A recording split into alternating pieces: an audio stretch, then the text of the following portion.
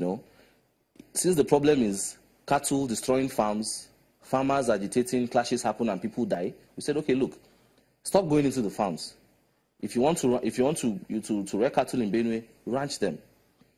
It's even economically viable that way, because the yield of the cattle will be more. And mind you, this law is not just about protecting our farmers; it's also about protecting the cattle breeders, because there's a penalty for those who are caught cattle rustling, be you whoever. You know, we're also trying to protect them. So the law is to protect both farmers and cattle rearers, and this is the point we need them to understand. Is the law working? In my opinion, it is. Are you sure there's no need to tweak the law in any way? No, but you see, it's a new law. Its implementation has started, and it's a process.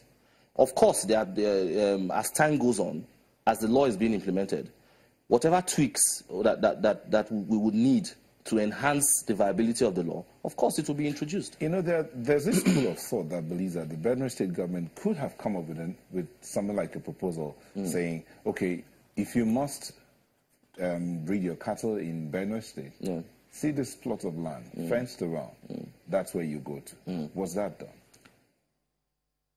In other words, providing an alternative for them who might feel that they don't have a means to go and get, because I know that there was a statement from the state government saying, if you want to rear cattle here, tell us, we'll provide you land or we'll give you permission to use a particular area for that. Is it possible to have said, okay, this is the land, it's fenced, that's where you go to? Cattle breeding is a business. And so they are making money from it. Farming is a business. There are laws that protect all these things. If you want to open a supermarket today, do you just go and stand on the road and put your goods out and start selling? Don't you go and rent a space, get a shop, and do your business? So if the cattle breeders are to do their business and we say they should ranch, does the onus fall on the government that it's a must that they must provide ranches for these people? We have given the enabling environment. We have told them, both in the local government level, both in the state level, because it's not only Fulanis that are involved in cattle rearing. There are indigenous Benue people who are also involved in cattle rearing. So if you already have a land to fence them, fine. If you don't, approach the state, approach the local government. These things are clearly stated out in the law. And because of this, His Excellency even said they were complaining that costs of getting C of O's and all that were too expensive. The governor said, okay, 50% cuts on all land charges. Okay, even in the last 2 ESCOs ago, the Commissioner for Lands came up with another proposal that even at 50%, a lot of people were not coming forth. The governor has also proposed to also further cut it down, to have a flat rate for people to come and let it go on for some time so that people can access plots of land to do their business. The same goes to the Fulani man. You don't need to wail and say that, look, the situation it's a lie. Come to Benue. I am the Commissioner for Information. If you have a problem, you bring it to my office and it will be addressed.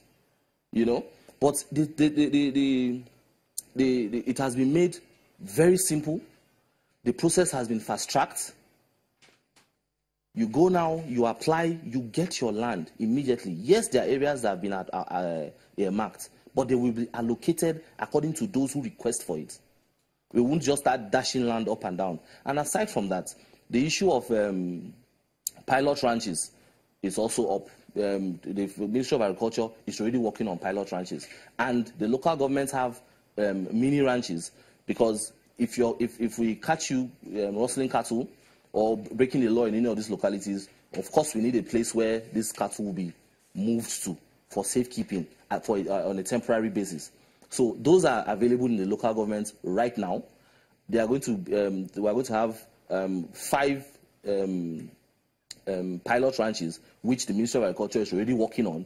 We are hopeful that very soon those also will start, so that those who want to keep cattle in the meantime can come and use the state-provided ranch. Okay. My colleague Gimba has a question for you. Gimba. Okay. Thank you, Mr. Onoja, because people are saying, with your submission, your final submissions that you just made now, that perhaps the state government getting the ranches to be in place should have been the first step, not the anti-open grazing law? Well, in our opinion, we can keep going back and forth on this issue. The issue still remains that the law does not state or intimate or direct the state government to provide ranches for people who want to do cattle business. This issue of pilot ranching came as an afterthought to help and aid the people who cannot take it up immediately. And mind you, before this law was implemented, the state government gave 6 months before the implementation. These 6 months, what we expected the Fulani people to do, the people who are rearing cattle to do, was to come forward and get plots of land to ranch their cattle. 6 good months. Like I said, the platform has been made very easy. You go straight to the Ministry of Lands, or you approach the local government chairman, and they issue you these lands. They give you that, the local government COO or the state COO, depending on what you need. And the cost is extremely minimal. We reduced these costs so that people can get it easily.